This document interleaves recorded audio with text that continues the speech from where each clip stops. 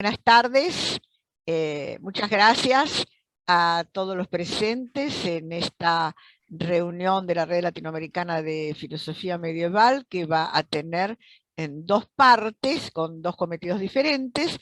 En la primera parte vamos a hacer la presentación y el lanzamiento del 19º Congreso Latinoamericano de Filosofía Medieval, que tendrá lugar el año que viene, y que estará a cargo de la doctora Susana Violante y mío, y si logra conectarse porque estaba ocupada en un problema de su facultad, la doctora Olga Larre, también con gusto la recibimos.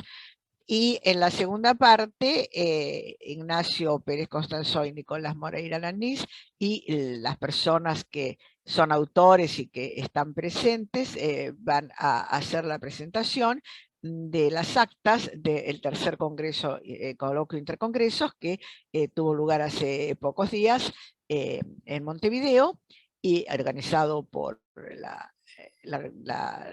sección uruguaya de la red, a cargo de los dos que he nombrado, y que ha sido publicado hace una semana. De modo que, sin más preámbulos, voy a presentar yo en primer lugar la parte jurídica, digamos así, de la votación que dio por resultado la sede del próximo Congreso, y luego voy a dejar a mi colega Susana para el comentario que corresponde a la parte que vamos a tener la sección argentina y la central de la red en esta reunión.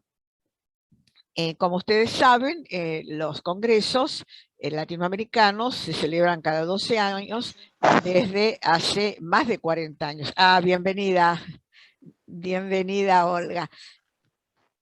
Esto lo hemos mantenido siempre, y por lo tanto, en cada congreso se vota y se votaba en la realización del siguiente congreso. Sí, ahora sí. Siempre lo hemos hecho así, pero sucedió una circunstancia muy especial en el congreso del año pasado, y es que con ocasión de la pandemia teníamos muchas dificultades para saber cómo iba a ser la situación en el año 2023, y en ese momento tanto la directiva de coordinadores nacionales como la misma asamblea que tuvimos con otras temáticas en ese congreso, se resolvió que en el intercongreso de este año, que también fue aprobado en ese momento para ser realizado en Montevideo, se iba a resolver en forma definitiva en la sede del 19º Congreso. Esto, por lo tanto, era un cometido que tenía el tercer coloquio.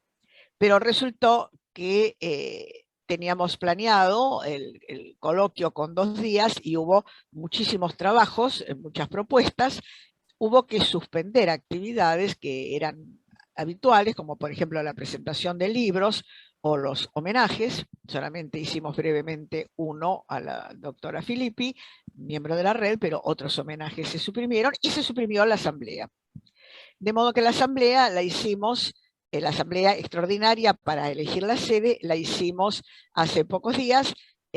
Yo he mandado a todos los miembros el acta, y acá en esta reunión abierta simplemente voy a decir que hubo una sola propuesta firme, completa, en todas sus formas, que fue la propuesta de la doctora Olga Larre, decana de la Facultad de Filosofía y Letras de la Universidad Católica Argentina, que propuso la facultad como sede de este nuevo congreso a realizarse en el mes de octubre del año 2023. Esta propuesta, donde está detallado toda la infraestructura que ofrece la facultad, fue girada a todos los coordinadores nacionales, que la aprobaron por unanimidad, y así pasó a la asamblea. En la asamblea tenemos en estos momentos 70 miembros activos que estaban en condiciones de participar en la asamblea, de los cuales algunos votaron por mail, que era una posibilidad que se dio, y otros votaron en la misma reunión de la Asamblea, que tuvo dos partes. La primera parte fue positiva, la doctora Olga Larre explicó cuál era la propuesta, contestó preguntas, inquietudes de los miembros asistentes a la Asamblea, y en la segunda parte se procedió a computar los votos que habían sido por correo, más los votos que se dieron en ese momento, resultando un total de 37 votos positivos, ninguno negativo. De modo que quedó aprobado por unanimidad de los presentes, por correo o presencialmente en la reunión, esta realización, y esta es la parte que corresponde a mí, es decir, como coordinadora general. Dejo entonces ahora a la doctora Olga Larre y a la doctora Susana Violante para que digan sus opiniones y su parte. Gracias. Bien, muchas gracias, Celina. Y les doy a todos las buenas tardes. Y ciertamente les agradezco la posibilidad de realizar este congreso el próximo año, en el mes de octubre, en la primavera, de recibirlos a aquellos que estén viajando, y si no es así, a participar virtualmente. De cualquier manera son todos bienvenidos. En el 2008 hemos realizado ya una actividad, el Congreso sobre Escoto, y hemos tenido también presentaciones de intercongresos o de actividades digamos, particulares, ¿no?, dentro de la República Argentina. Así que actividad internacional sería la segunda. Les agradecemos a todos y bueno, dejo a Susana, que tiene experiencia suficiente como para darnos un poco la muestra de lo que va a venir.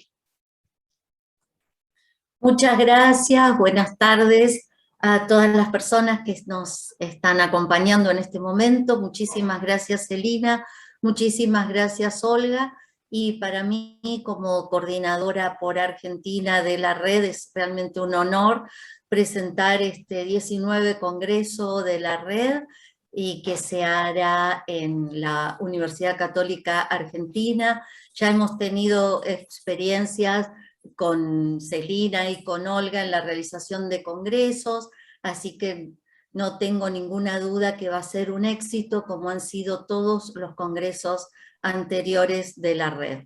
Así que ahora solo nos resta empezar a trabajar en forma conjunta y en breve anunciar la temática de este congreso y las circulares para ir organizando la recepción de todas las comunicaciones e ir haciendo las evaluaciones pertinentes y todo lo que atañe al Congreso. Es el deseo que podamos encontrarnos y abrazarnos de modo presencial en Buenos Aires, y también abrazarnos virtualmente con aquellas personas que no puedan acercarse.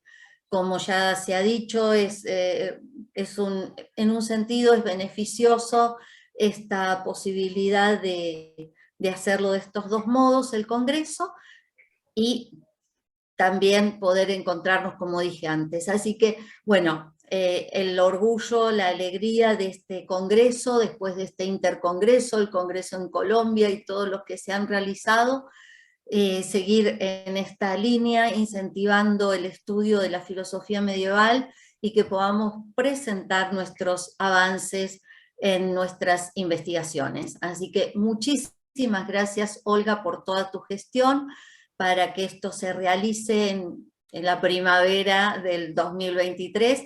Muchas gracias, Celina, por la confianza siempre puesta en todas las personas, en todos los coordinadores y los miembros de la red. Muchas gracias a todos y un abrazo grande, y ahora a la presentación ahora, de la... quería Gracias. añadir que Joao Lupi, que no puede estar presente porque Sí. tiene una cuestión familiar, Sí. nos manda saludos, promete su apoyo como siempre, así que les transmito este saludo de Joao Lupi, que tanto ha hecho por la red y además es uno de los fundadores desde hace 40 y tantos años. Quería añadir desde mi punto de vista como coordinación central solamente dos cosas. La primera, que además del tema central que se va a consensuar con toda la directiva, como siempre tendremos todas las áreas, porque nos interesa promoverlas, y sobre todo, algo que nos interesa a todos, promover las comisiones, para que tengan también un lugar especial en el Congreso. Las comisiones han comenzado recién el año pasado. Este intercongreso solamente tuvo la presencia de una comisión. Esperamos que en el próximo Congreso haya presentaciones de más comisiones. Y como siempre tendremos simposios y mesas temáticas, además de las comunicaciones libres. Habrá presentación de libros, habrá homenajes. Siempre tenemos nuestra reunión sobre investigación y docencia de la filosofía medieval. Personalmente espero que se pueda armar una sección importante sobre este tema, y ratifico que vamos a organizar en este año una jornada sobre ese tema, como quedó hablado en el Intercongreso, y desde luego tendremos la asamblea. De modo que esto es algo que les quería comentar para que quedara claro, digamos, cuál es la estructura. La mantendremos siempre. La segunda cosa, que ha sido una propuesta de nuestra colega Silvia Contaldo, es que estamos bastante próximos a cumplir 50 años en la red. Entonces, una propuesta que yo me permito lanzar aquí es que a partir del próximo Congreso comencemos, digamos así, la celebración y los festejos de los 50 años. Que nos quedan 8 años o 7 años, o sea, 3 congresos, ¿no? Que los 3 congresos anteriores a los 50 años sean ya una preparación. No es poca cosa que un proyecto de esta naturaleza haya durado 50 años, esté durando 50 años. Entonces, esto es muy importante. Quiere decir que ha habido una continuidad. Algunos de los que lo iniciaron, lamentablemente, ya no están con nosotros, y otros se han incorporado, de modo que esto me parece muy positivo. Y mi propuesta es que a partir del próximo Congreso comencemos a considerarlos celebración preparatoria del medio siglo de existencia de la red. Bueno, eso es lo que quería decir por mi parte, y creo que ahora tenemos que dar la palabra a los que van a presentar las actas. Así que muchas gracias por la atención. Gracias. Bueno, Nicolás, yo la verdad es que no preparé nada para decir. Me parece que las actas hablan por sí solas. Creo que yo tal vez antes que comentar las actas haría comentario de otras cosas. La verdad que yo estoy muy contento con cómo salió el coloquio, y yo creo que eso se debe, bueno, evidentemente Nicolás y yo, y también Celina, estuvimos los tres en la organización, y la red, por supuesto, en general. Pero yo creo que hay 2 puntos que son los más importantes, que son, en primer lugar, la comisión académica, que trabajó muy bien y muy rápido. La verdad es que eso es muy importante en la organización de cualquier coloquio, cosas por el estilo. En este caso, además, muchos de los escritos llegaron a último momento. Eso no es reprochable, por supuesto, pero es importante tener un punto fuerte de apoyo. Así que eso quería agradecerlo, es muy importante. Y después, en realidad, es un mérito de todos los que han colaborado, todos los que han participado. Así que yo creo que ha salido, digamos, un trabajo muy importante. Las actas tienen 440 páginas, trabajaron 39 personas, han publicado allí. Hay 3 comisiones temáticas, está también la mesa de discusión sobre las cuestiones de educación. En ese sentido creo que es un trabajo bastante amplio, complejo, y que muestra muchos de los aspectos que tiene el tema que nosotros elegimos, que es el tema de las traducciones. Por supuesto que es un tema que de por sí da para varios coloquios más. Por supuesto, no estoy proponiendo eso, y menos en el corto plazo, pero es un tema mucho más rico de todo lo que hemos tratado. Y me he encontrado con muchas sorpresas, yo aprendí mucho. La verdad es que creo, bueno, estoy muy contento en ese sentido. Creo además que salió una publicación sólida y una obra que puede ser de referencia o de consulta. Yo estoy muy contento. No se trata sobre mi opinión, sino de hacer una presentación, pero bueno, aprovecho y hago ese comentario. Nicolás, yo por mi parte he terminado, y después, bueno, por supuesto, esta presentación no la hago solamente yo, que soy el coordinador por Uruguay, o junto con Nicolás. En realidad, después les vamos a dar la palabra a todos los que han participado, por si tienen algún comentario al respecto. Pero primero Nicolás, no sé si... Sí, gracias, Ignacio. Le había delegado a él técnicamente que hiciera una presentación más formal, así que puede ser que la tenga. No, también, bueno, también me hago eco de lo que ha planteado Ignacio, también absolutamente satisfecho con cómo fue el coloquio, el coloquio intercongreso y la publicación también, que fue formidable. Me gustó mucho, me enriqueció mucho la experiencia, fue un trabajo junto con Ignacio, y desde la distancia, pero también con cercanía, de alguna manera, y junto con Celina también, que estuvo siempre con nosotros presente.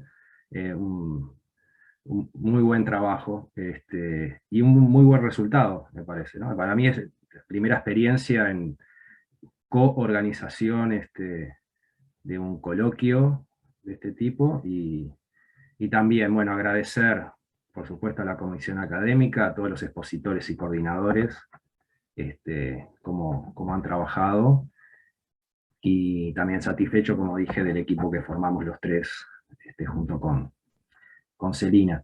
Después, bueno, que fue sumamente importante para Uruguay poder organizar, aunque sea virtualmente, este coloquio. Hubo mucho interés, una buena asistencia, ¿sí? De muchos uruguayos, que en realidad no hay, como yo había planteado al principio del coloquio, en la presentación, no hay una tradición en filosofía medieval, particularmente, pero se ve que había mucha curiosidad e interés, ¿tá? Entonces, asistentes hubo aproximadamente 50 en los 2 días, muchos de Uruguay, algunos del exterior, pero la mayoría de Uruguay, de diferentes institutos y de diferentes localidades también, no solo de Montevideo.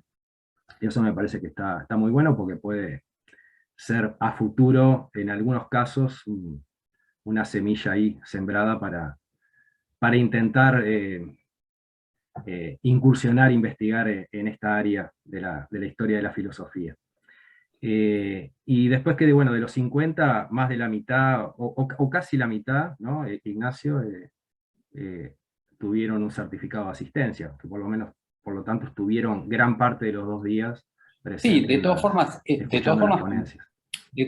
como está colgado en YouTube, esos son los que después asistieron en vivo, pero en realidad, dado que está en YouTube y ahora que están las actas, en realidad la capacidad de dispersión de esto es difícilmente medible.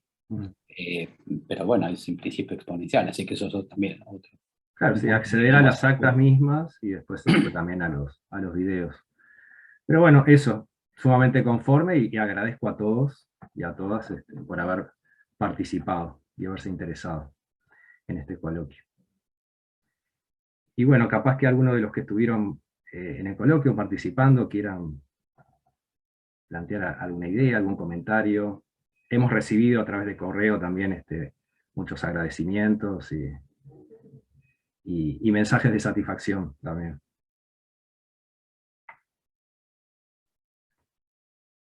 Pero bueno, eso es lo que tendría para... Yo quería decir simplemente que me resultó sumamente interesante, quizás a diferencia de algunas otras reuniones en que la participación por chat o de viva voz era más bien escasa después de cada presentación. En este coloquio hubo mucha discusión y muchas preguntas que a veces obligaban a cortar porque se acababa el tiempo, era realmente un tiempo a presión. Quiero decir que eso me parece un avance y una cosa muy interesante, ¿no? Porque antes nos sucedía que la gente no participaba online, ¿no? No era lo mismo que presencial. Esta vez calibrado como que se logró una equivalencia, ¿no? Yo estuve todas las sesiones y no fue algo que tuviera que ver con un tema en especial, porque sucedió en todas.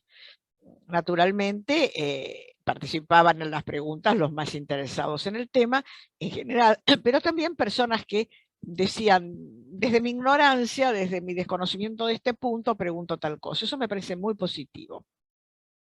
Reconocer que el que está hablando acerca de un tema sabe más que uno y preguntarle y que se pueda contestar, me ha parecido un punto muy particular de este coloquio, más que de otras reuniones online anteriores que hemos tenido varias, ¿no? Además del Congreso, el Intercongreso anterior y reuniones nacionales. Quería señalar eso.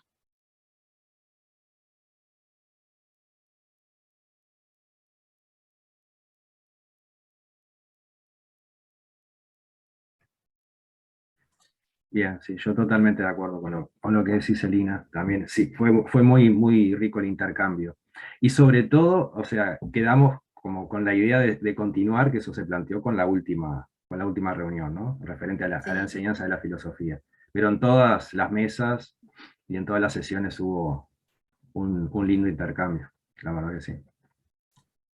Sí, yo adhiero también a lo que dijo Ignacio, Nicolás y Celina. También me resultó sumamente enriquecedor.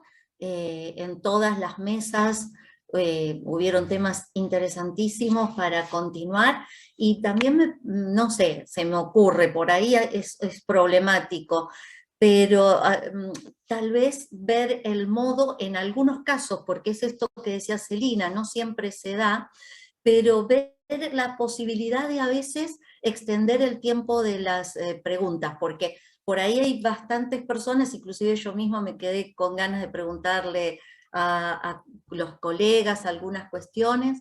Entonces, por ahí si se mantiene esta posibilidad de este interés, de estas preguntas, de estas reflexiones en el momento de la escucha, por ahí si se pudiera, ¿no? Pensar en otros tiempos para la reflexión.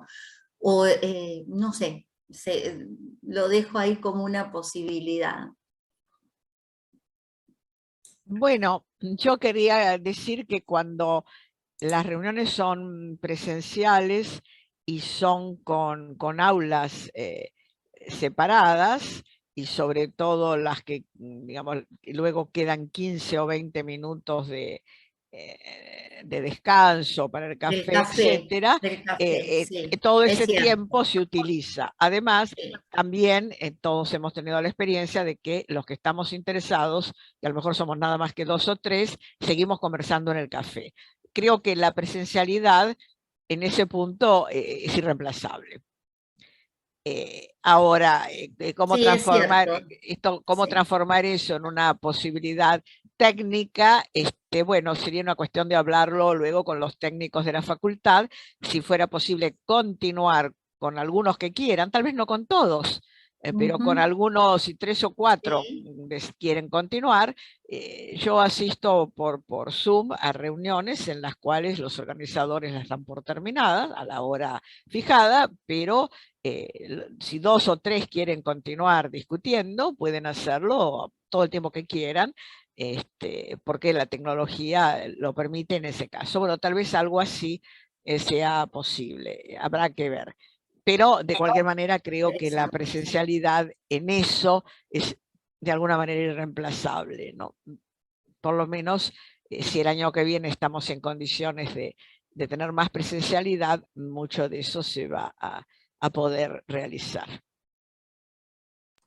Sí, yo destaco un punto que analizando lo que pasó con este coloquio, ocurrió es que lo vi mucho más interdisciplinar que otros congresos o encuentros de filosofía medieval.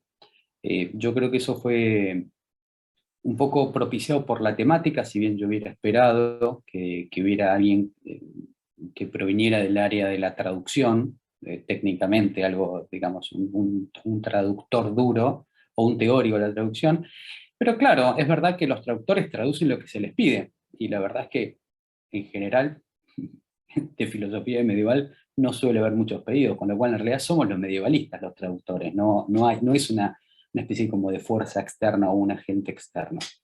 Pero de todas formas, yo creo que lo interdisciplinar en lo medieval es importante por un montón de motivos, y uno de ellos es que realmente lo medieval nos es muy lejano y es muy importante tener una visión holística sobre lo que es la Edad Media gigantesca, es inabordable en cierto sentido, y me parece que eso es un mérito que hace que sea también más un lugar de encuentro, pero no solo de diálogo, sino también de aprendizaje para todos, porque como es normal, cada uno sabe de algo, en ese sentido es un aporte de complementación que creo que fue para mí destacado. Sí, es cierto esto de la interdisciplinariedad.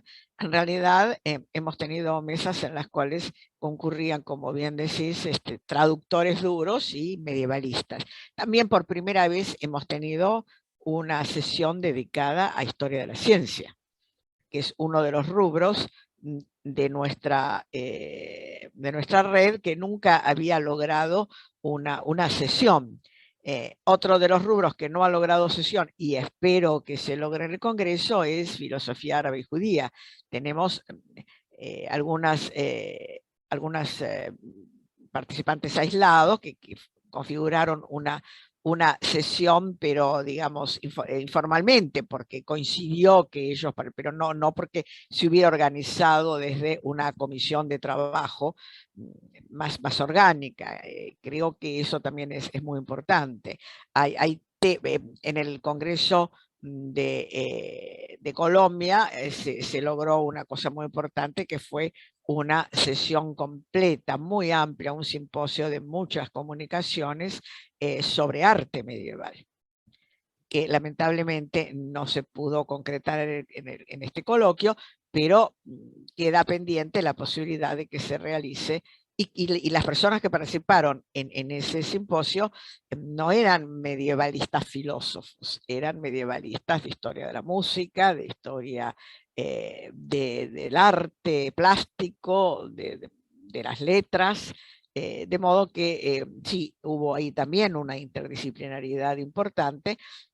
No siempre se da, lamentablemente no se dio en este coloquio. Bueno, también era más pequeño en su proyección, no era un congreso, pero creo que para el congreso próximo, efectivamente coincido, Ignacio, que es muy importante promover este tipo de participaciones a través de unas sesiones especiales, ¿no? No tuvimos tampoco la sesión habitual porque no nos daba la posibilidad la sesión en latín, que sí tuvimos en el congreso anterior. Hubo una propuesta que la derivamos porque no teníamos pensado eso, era otra cosa que no podíamos asumir en 2 días. Pero para el próximo congreso, sin duda, esto también lo tenemos que rescatar. La red y la revista son posiblemente las únicas instituciones que tienen la tradición desde hace muchos años de publicar en latín. La revista tiene una sección donde por lo menos una publicación o 2 en latín. Tenemos una sección en nuestro YouTube, en nuestro canal YouTube, dedicado al latín, para que la gente escuche textos en latín, y creo que estos son cosas que tenemos que rescatar.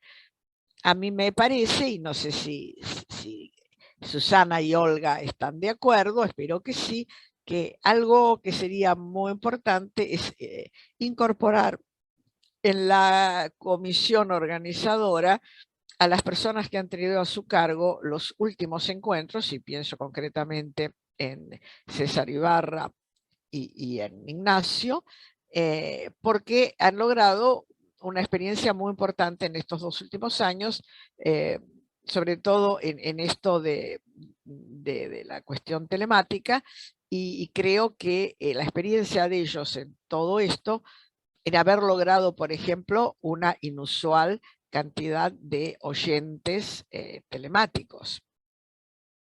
Creo que se inscribieron muchos y una cantidad importante en ambas reuniones tuvieron certificado, o sea que realmente escucharon, estuvieron, y César Ibarra generó incluso un sistema especial para dar un certificado a los alumnos, un certificado no de asistencia, sino de aprobación, que no fueron muchos, creo que fueron 10 o 12, pero bueno, 10 o 12 alumnos que se han preocupado de hacer un trabajo que demostrara que escucharon, sí. me parece muy, muy positivo. Creo que son experiencias que habría, no sé qué piensa Olga, qué piensa Susana, pero yo creo que son experiencias que convendría incorporar en el próximo congreso.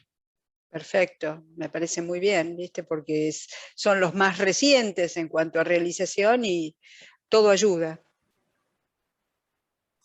Sí, yo estoy totalmente de acuerdo y hay que apuntar esto de los espacios donde vuelvan a aparecer las comunicaciones también en latín, como decías, esto de los estudiantes como hizo César. Sí, totalmente de acuerdo, y sí la incorporación de Nicolás, Ignacio, César en la comisión académica, sí, sí, totalmente de acuerdo. Más trabajo para ellos. Pero en realidad esto está contemplado formalmente, de que los organizadores de congresos anteriores integran una especie de comisión asesora. Figuran, pero la verdad, dicho sea con toda sinceridad, no se los consulta. No se ha hecho nunca una integración. También pienso en Cerdá, que organizó un congreso presencial, el congreso anterior en Chile, y bueno, creo que fue muy importante porque, bueno, también pasó lo mismo en México, hubo un mix, ¿no? Aunque eran presenciales, básicamente, pero se aceptó una participación online que fue bastante nutrida. Estábamos en el orden de un 30%. Eso debido a las dificultades laborales, económicas, etcétera, de muchas personas. América es un territorio enorme, cuesta mucho viajar, no es lo mismo decir, cuando todavía no hemos salido de una provincia argentina para entrar en otra, en Europa uno por ahí pasa 3 países, Francia, Bélgica y Alemania, ¿no? Entonces, todo esto hace realmente, y además con ingresos muy inferiores, ¿no? En términos de poder adquisitivo para los viajes y las estadías, y con unos sistemas nacionales que cada vez son más duros en soltar un poco de dinero para apoyar los viajes, para congresos y reuniones de este tipo, y ahora, desde que está lo telemático, menos. Entonces, estos son 2 congresos donde la experiencia también me parece interesante, ¿no? El de México y el de Chile. De modo que, bueno, creo que correspondería que realmente se los convoque en serio a ayudar y a participar con toda la experiencia que ellos han tenido y con todos los contactos, incluso técnicos, porque a veces un técnico de una universidad, por ejemplo, como la UNAD en Colombia, que desde hace 30 años se dedican a hacer una universidad a distancia, tienen una experiencia muy importante en muchas cosas, que pueden dar alguna sugerencia, alguna idea, algún apoyo, por ejemplo. Sí, en ese sentido es muy importante, y lo que comentaba Olga en el último encuentro, en el día de la asamblea, de el desarrollo tecnológico que tiene la UCA, que no está en todas las universidades, y que eso también va a permitir, ¿no? Otro tipo de extensión a partir de la emisión del Congreso. Sí. Que nos ayuden también de Colombia.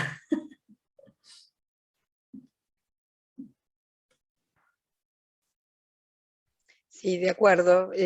Incluso la colaboración de los equipos que nos han precedido es interesante desde todo punto de vista, porque es decir, han tenido que salir a resolver problemas y bueno, de eso se trata, ver cuáles han sido los problemas, cuáles han sido los inconvenientes que han tenido, de qué manera pudieron sortearlos. Toda esa experiencia es sumamente interesante, ¿no? Tenerla en cuenta, aquilatarla y bueno, seguir adelante. Nosotros, bueno, es decir, en fin, el tema de tenemos aulas preparadas para las versiones híbridas, así que tendremos que ensayar con eso, ver, porque una cosa es dar clases para un grupo de alumnos y otra cosa es para un grupo ampliado, entonces tendremos que tener ensayos previos, previsiones, etcétera, ¿no? Yo quería añadir algo que dijo la doctora Natalia Jacubecki en la reunión en la asamblea, a partir de una experiencia que, bueno, Ignacio y yo conocemos porque la hemos vivido.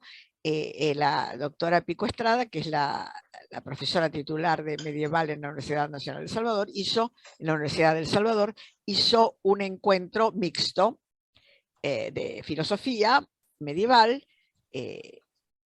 que duró 3 días, y el resultado fue muy duro desde el punto de vista de la presencialidad. Realmente en presenciales éramos 2 o 3. Y incluso personas que vivían en Buenos Aires, que podrían haberse acercado, hicieron su presentación por Zoom. La doctora Jacubecki decía que es muy importante para recuperar la presencialidad una tarea de concienciación a los colegas de que los que puedan asistir porque están en condiciones de asistir hagan ese esfuerzo y no se queden en su casa detrás de la pantalla. Y yo coincido con eso, porque y creo que Ignacio, que también estuvo presente en otro día, me dará la razón. Resulta como sumamente penoso para la persona que está hablando y que ha hecho el esfuerzo de ir, tener 2 personas que lo están escuchando cuando desde la propia ciudad tal vez estén conectados 6 o 7 o 10 más. Entonces, esto desmotiva también a la presencialidad de las presentaciones. No sé si Ignacio estará de acuerdo conmigo, pero es lo que yo sentí el día que yo estuve todo el día, desde la mañana hasta la tarde, acompañando a Paula y a Natalia, y que los pocos que estaban presentes para hablar no tenían público presente, no había. Entonces, me parece que esto es algo que tenemos que volver a recuperar, ¿no?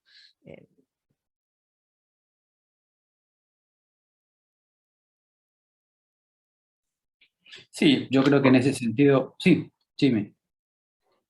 Nada más quiero sumarme a las palabras de Celina y de su preocupación. Yo creo que algunos países estamos pasando por un mal rato económico. Costa Rica, el dólar está carísimo, la gasolina está carísima. Hay una amenaza latente ahí de intervenir un poco más en el presupuesto universitario y ese tipo de cosas que tenemos que lidiar con ellas. Y que posiblemente hay una restricción para financiar viajes al exterior. ¿Ok? Bueno, está bien. Digamos que eso se puede manejar. Hay un margen de maniobra ahí que localmente cada quien conoce. Pero al margen de eso, el trabajo intelectual y sobre todo exponerlo, eso no admite sustitución. Yo creo que en eso hay que ser claros de que la presencialidad no es simplemente una opción a otros modos de transmitir conocimiento. O sea, la presencialidad tiene un elemento que lamentablemente no se dice, sino que nada más lo vivimos, de que no se negocia. O sea, necesitamos estar presentes para hablar de estas cosas.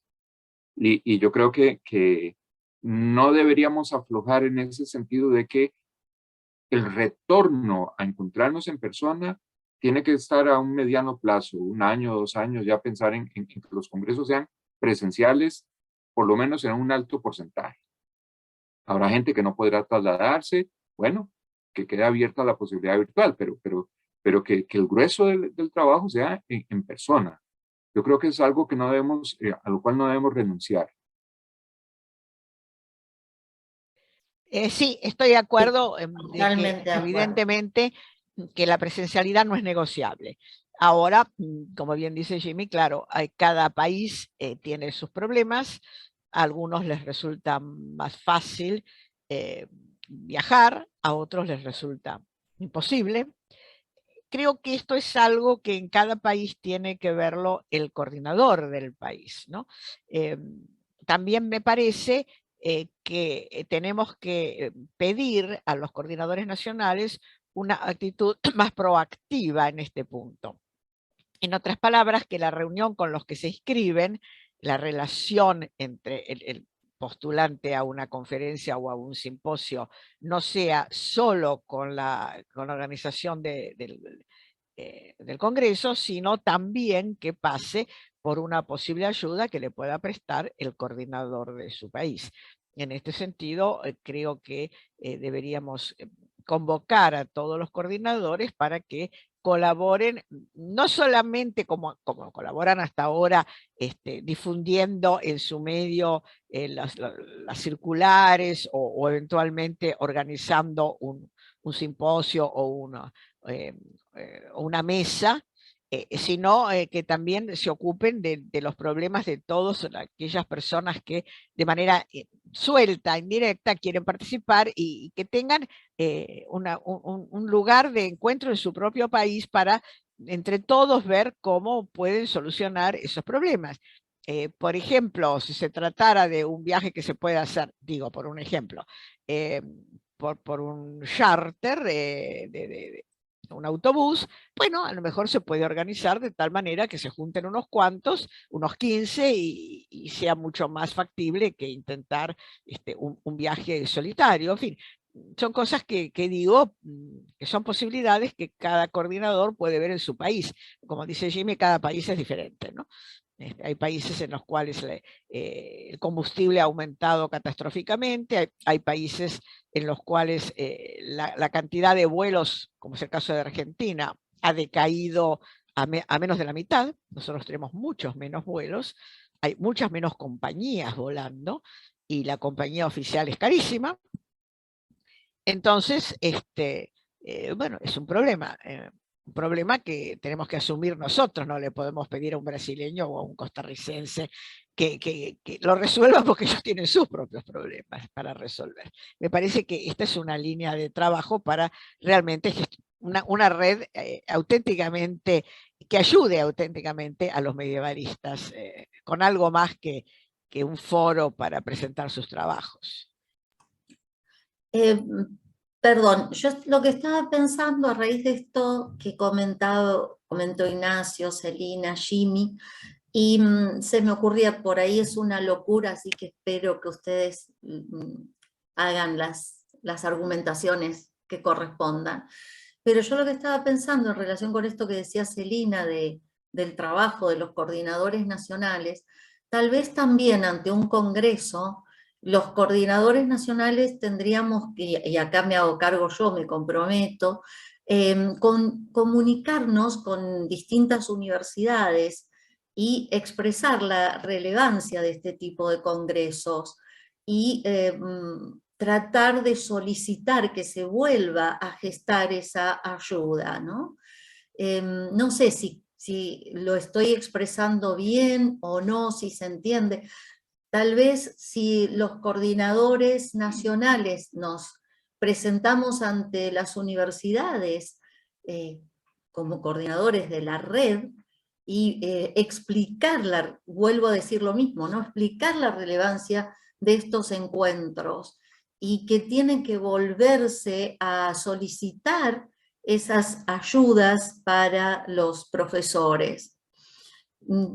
Tal vez pueda servir de algo, porque a veces esos dineros están y se utilizan para otras cosas, otras veces no están, pero volver a pedir esas ayudas para los profesores, para los investigadores.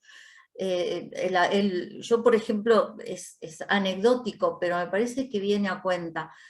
Como directora de grupo de investigación en una universidad nacional, la última vez que nos pagaron incentivos, me dieron 8.000 pesos para todo un año, que fue en el 2020. Con ese dinero, ese año no se viajó, fue pandémico, etcétera, pero con ese dinero, en otras condiciones, ¿a quiénes le podía yo ayudar como directora de un grupo de investigación para asistir a un congreso? Cuando eso prácticamente ni siquiera alcanzaba, gracias Jimmy, para pagar en algunos casos una inscripción. No sé. Este es todo un tema. También es un tema ver si va a ser necesario, por lo menos para lo presencial, poner una inscripción que sea asequible, o si podemos tener la suerte de conseguir los fondos para que todo sea gratuito en cuanto a la sede. Esto habrá que verlo. Acá hay un comentario de Marta Daneri, la traductora dura, que dice que desde luego está de acuerdo en que la presencialidad no es negociable, pero que no desperdiciemos las oportunidades para atraer a más gente hacia el tema de la Edad Media. Y me parece que esta es una observación sumamente interesante. La presencialidad, la tenemos que lograr entre nosotros recuperando esto. Pero para nuevos adherentes al tema, jóvenes, estudiantes, personas de cultura, creo que, o personas de otras disciplinas que eventualmente, por ejemplo, un historiador general que de pronto empieza a interesarse por la Edad Media, un historiador de la física, un historiador de la medicina, que se interese por este periodo, tal vez para eso realmente lo telemático es muy importante, quizá más importante que lo presencial, porque precisamente no se logra la adhesión suficiente, hay que lograr la adhesión suficiente para que esas personas se acerquen, ¿no? Físicamente. Me parece una observación muy adecuada la de Marta. ¿Sí?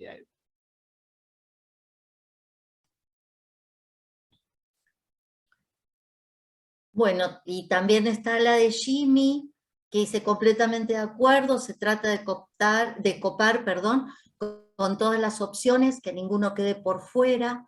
Valdría la pena contar con oficios de la red que apoyen la participación en las actividades. Juan Manuel escribió, quizás haya quien pueda asistir presencial y al siguiente encuentro virtual. Claro. No como regla, pero quizás como compromiso. Marta, bueno, dice, está totalmente de acuerdo. Y también, bueno, afortunadamente, ¿no? A raíz de una intervención, o sea, de una consulta y un cuestionamiento con Norma Vidaurre, que se encuentra aquí presente, nos quedamos conversando sobre los temas y nos reunimos semanalmente y seguimos charlando. Y ella, que es, como decía Ignacio, de historia, y la cuestión interdisciplinaria, y bueno, que lo comente Norma, lo adelanto, pero hablaba de ella está en San Juan, y lo difícil que le resulta a veces poder viajar, entonces se tienen que reunir varias personas, que hay actividades en Buenos Aires, y se tienen que reunir varias personas, esto que comentabas vos, Celina, para poder viajar, para poder llegar, y que, me parece que se ha desconectado. Y ella me comentaba que, por ejemplo, la importancia, lo que decía Marta, de poder conocer a estas personas, de poder verlas, porque no es lo mismo hablar virtualmente que hablar en persona, ¿no? Así que eso también es una cuestión a tener en cuenta. Hay un trabajo de muchas puntas para lograr más presencialidad. Sí. Otro de los problemas también, en un congreso que va a tener 3 días, y estuvimos de acuerdo con Olga que el del 2008 fue de 5 días, hoy eso es impensable, nadie puede pagarse 5 días de hotel. Hay muchísimos, por un lado, y por otro lado, abandonar una cátedra cuando no se tiene reemplazantes durante una semana, obliga prácticamente a que uno pueda ir a un solo congreso en el año, lo cual tampoco es, es la posibilidad. Todos tenemos que tener unas cuantas actividades para continuar en carrera académica, pero sí también pensar en la idea de alojamientos asequibles, ¿no? De alojamientos económicos, la hotelería comercial también está muy cara, así que también, digamos, es parte de la tarea, por ejemplo, de la Coordinación Nacional de Argentina, ver, y en Buenos Aires si se consiguen alojamientos más económicos, ¿no? No tenemos, lamentablemente, como otros países que tienen colegios universitarios o residencias universitarias que son muy económicas. Nosotros en general no tenemos eso, no tenemos esa disponibilidad, pero bueno, siempre se puede hacer algo. Creo que nos queda más de un año y 3 meses, para atender a estos problemas, que no son menores tampoco, ¿no? No es para el éxito de una reunión como un congreso, no basta que haya un excelente nivel académico. Para eso tenemos un libro, ¿no?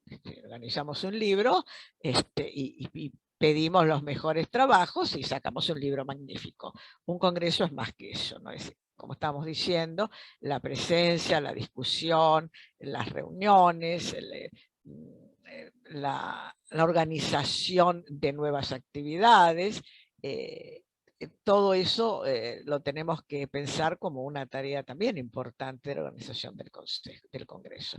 Así que me parece que tenemos que empezar desde ya con todo eso, ¿no? Creo que han sido ideas muy interesantes, ¿no? Que han salido de esta reunión.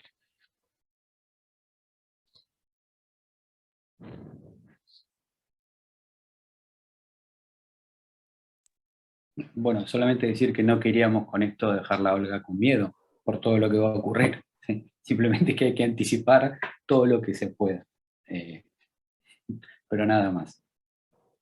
No, yo creo que es importante definir, por ejemplo, los días. Nosotros, lo cuento como anécdota, ¿no? Pero habíamos hecho con Nicolás, al definir las fechas, elegimos justo una fecha en donde había un feriado en Argentina, o bueno, ya no recuerdo ahora cuándo fue. Sí, justamente el 25 de mayo, bueno, es para los dos, para uruguayos y para argentinos, se celebran en ambos lados del río. Y entonces nosotros teníamos eso, sumado a que después uno de los 2 días era sábado. Nosotros pensamos que eso podía propiciar que hubiera más gente. Originalmente queríamos que fuera además presencial y que fuera híbrido. Finalmente decidimos que no, porque las condiciones nos pareció que no estaban dadas. Y después yo creo que fue un acierto también el definir con tiempo un tema que fuera lo suficientemente convocante. A mí lo que me preocupaba es que al definir un tema se quedara mucha gente por fuera, que es otra de las cosas que ocurren. Y tampoco uno quiere luego esos congresos donde tiene un tema y no se cumple desde ningún punto de vista. Y la gente al final hace como se vuelve un contorsionista para lograr hacer que lo que uno investiga cuaje y entre dentro de. Entonces tampoco yo quería generar ese inconveniente. Entonces ese es otro asunto que hay que como que pensarlo mucho antes de definirlo. No sé, Celina, si eso es, si en los congresos, yo ya no lo recuerdo, ¿en los congresos hay algún tema prioritario o se propone o no, o son en general? Eso no lo recuerdo. Pero en el caso de que hubiera, simplemente pensárselo bien, nada más. Y después anticipar todos los pasos. Y eso es lo que hicimos con Nicolás, porque, bueno, y así funcionó bien.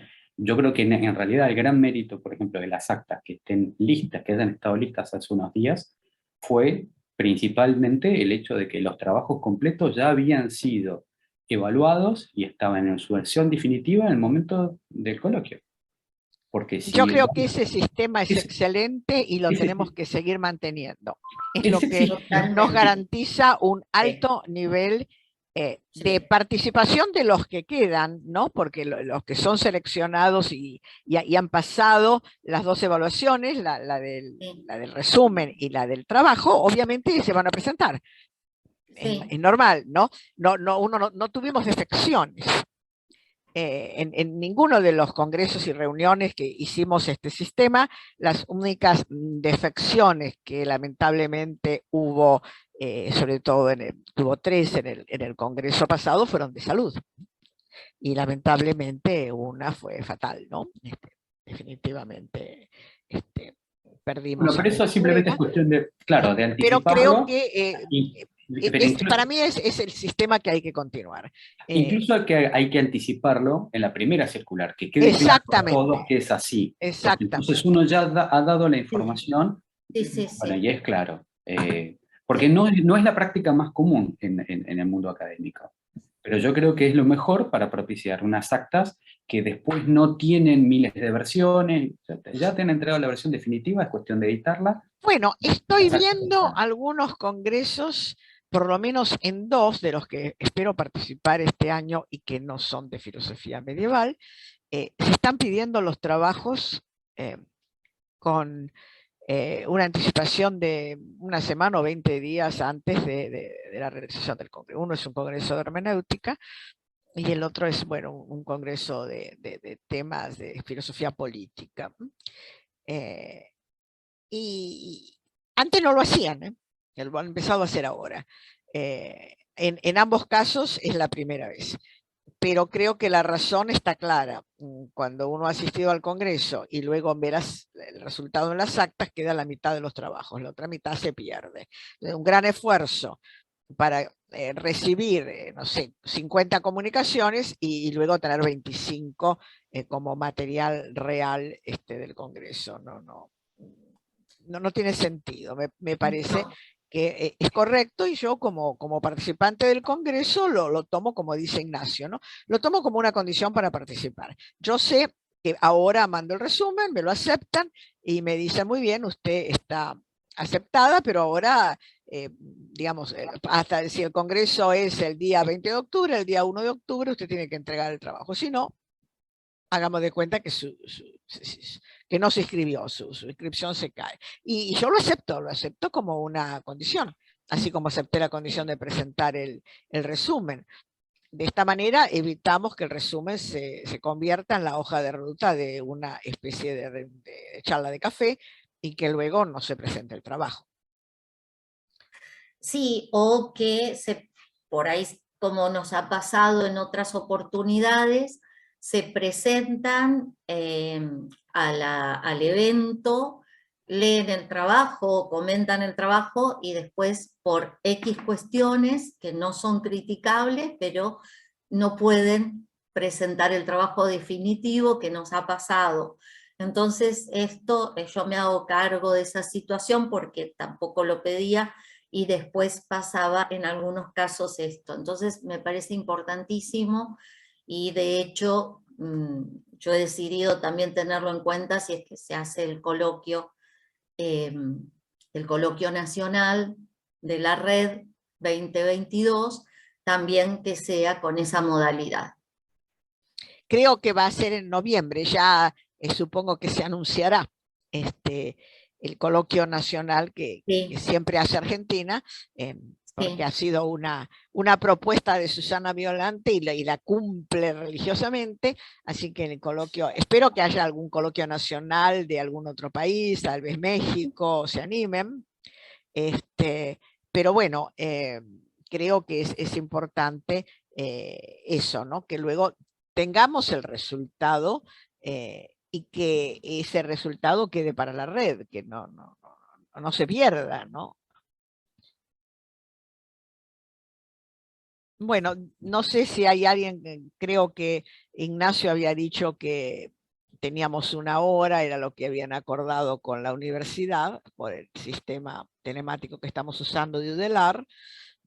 De mi parte creo que nos ha quedado todo claro, nos comunicaremos, ya comenzaremos a comunicarnos los próximos días para ver cómo organizar la primera circular y digamos que sería el lanzamiento más formal, concreto, y de mi parte no tengo más nada que decir.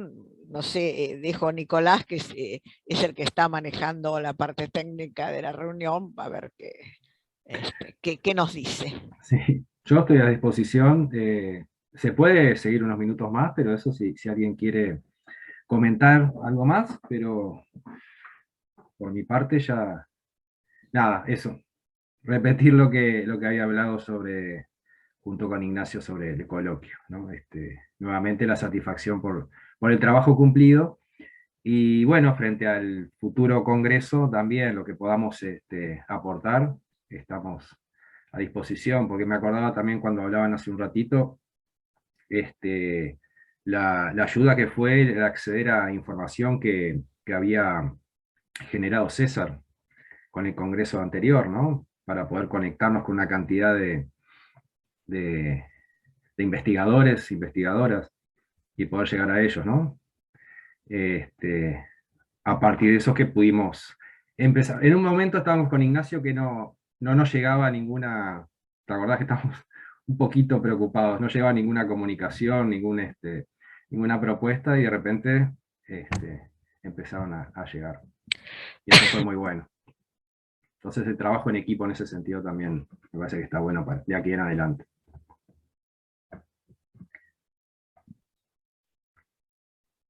Bueno, bien. Culminamos entonces la reunión. ¿De acuerdo? Bien. Nos vemos entonces. Bueno, muchas Que pasen gracias. bien. Muchas gracias. Nos hemos podido Gracias. saludar. Un abrazo grande. Hasta luego, que Gracias. estén muy bien. Muchas gracias. Hasta luego, Ignacio. Hasta luego. Gracias.